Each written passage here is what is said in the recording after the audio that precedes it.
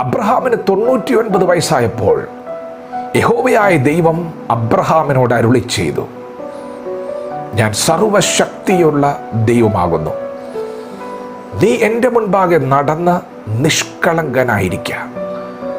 ദൈവത്തിൻ്റെ മാറ്റമില്ലാത്ത വചനം ശ്രദ്ധിക്കുന്ന ദൈവ പൈതലേ, ദൈവത്തെക്കുറിച്ച് എന്താണ് നാം മനസ്സിലാക്കുന്നത്? ഇന്ന് പകൽ ദൈവം വളരെ വ്യക്തമായി നമ്മോട് ഇടപെടുന്നു. ഞാൻ സർവശക്തിയുള്ള ദൈവമാണ്. അവൻ വാഗ്ദത്തങ്ങളിൽ വിശ്വസ്തനാണ്. വാക്കു മാറാത്ത ദൈവമാണ്. വാഗ്ദത്തങ്ങൾ എത്ര ഉണ്ടെങ്കിലും അവനിൽ ഉവ്വ് എന്നാണ്. പ്രിയപ്പെട്ടവരെ, 75-ാമത്തെ വയസ്സിലാണ് ദൈവം പ്രാരംഭമായി അബ്രഹാമിനോട് സംസാരിക്കുന്നത്. ദൈവം അബ്രഹാമിന് കൊടുത്ത വാഗ്ദത്തം എന്താണെന്നറിയാമോ?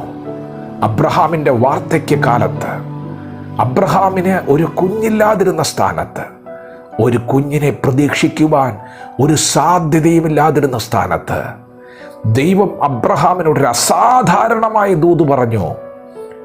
വാർദ്ധക്യത്തിൽ ഒരു കുഞ്ഞു പോലും ലഭിക്കാൻ സാധ്യതയില്ല. എന്നാൽ ദൈവം പറഞ്ഞത് ഞാനൊരു കുഞ്ഞിനെ തരുമെന്നല്ല. ദൈവം പറഞ്ഞത് നീ മുറ്റത്തേക്ക് ഇറങ്ങി ആകാശത്തിലേക്ക് നോക്ക്. ആകാശത്തിലെ നക്ഷത്രങ്ങളെ എണ്ണുവാൻ കഴിയുമെങ്കിൽ എണ്ണ്. ഞാൻ നിനക്ക് സന്തതിയെ തരാൻ പോവുകയാണ്. പ്രിയപ്പെട്ടവരെ, അസാധാരണമായ ആലോചനയാണ് ദൈവം അബ്രഹാമിന് നൽകിയത്. ഇന്ന് പകൽ ദൈവവചനം ശ്രദ്ധിക്കുന്ന ദൈവ പൈതലേ, ദൈവം നിന്നോട് അസാധാരണമായ ദൂതുകൾ കൈമാറിയിട്ടുണ്ടെങ്കിൽ ഇന്ന് പകൽ ദൈവം വ്യക്തമായി ഇടപെടുകയാണ്. ഞാൻ സർവശക്തിയുള്ള ദൈവമാണ്. നീണ്ട 24 വർഷങ്ങൾ കടന്നുപോയി. ദൈവം പറഞ്ഞതുപോലെ ഒന്നും അബ്രഹാമിൻ്റെ ജീവിതത്തിൽ സംഭവിച്ചിട്ടില്ല.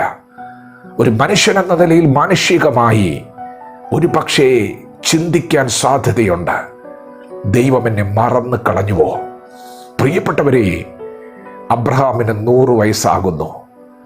ദൈവം പറയുകയാണ്, ഞാനൊരു ദൂത് പറഞ്ഞിട്ടുണ്ടെങ്കിൽ ആ ദൂത് നിവർത്തിക്കുവാൻ നിന്റെ വാർദ്ധക്യം എനിക്ക് തടസ്സമല്ല, നിന്റെ പ്രായം എനിക്ക് തടസ്സമല്ല. ഞാൻ ആരംഭത്തിങ്കൽ തന്നെ അവസാനം കാണുന്ന ദൈവമാണ്. പ്രിയപ്പെട്ടവരെ, 99-ാമത്തെ വയസ്സിലും ദൈവത്തിന് ദൂതുണ്ട്. ഞാൻ അന്ന് നിന്നോട് പറഞ്ഞത്, ഞാൻ വെറുതെ ഒരു വാക്കു പറയില്ല. ഞാൻ അവസാനം കാണുന്ന ദൈവമാണ്. ഞാൻ വാഗ്ദത്തത്തിന് അവധി വയ്ക്കുന്ന ദൈവമാണ്. പ്രിയപ്പെട്ടവരെ, ദൈവം അബ്രഹാമിനോട് പറഞ്ഞു, ഞാൻ നിന്നെ ബഹുജാതികൾക്ക് പിതാവാക്കും. എത്ര ശക്തമായ ദൂതാണ് ദൈവം തൻ്റെ ഭക്തനോട് പറഞ്ഞത്. അബ്രഹാമിന് 99 വയസ്സായപ്പോൾ ദൈവം പറയുകയാണ്, നീ ഭാരപ്പെടണ്ട, ഈ വാർദ്ധക്യത്തിലും എനിക്ക് പ്രവർത്തിക്കുവാൻ കഴിയും. നിന്റെ സാഹചര്യം എത്ര മോശമാണെങ്കിലും, നീ എത്രത്തോളം വരണ്ടിരുന്നാലും എനിക്ക് പ്രവർത്തിക്കുവാൻ കഴിയും. ദൈവം അബ്രഹാമിനോട് ഒരു കാര്യം ആവശ്യപ്പെടുന്നു, നീ എൻ്റെ മുൻപാകെ നടന്ന് നിഷ്കളങ്കനായിരിക്കുക.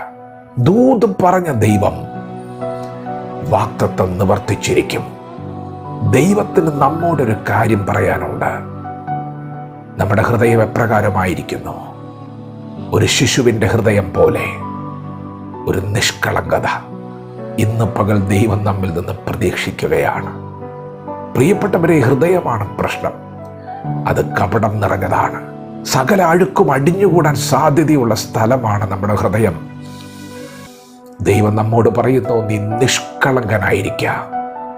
ഞാൻ സമയത്ത് താമസിച്ചിട്ടില്ല, ഞാൻ സമയത്ത് തന്നെ നിന്നോട് പറഞ്ഞ വാക്ക് നിവർത്തിക്കും.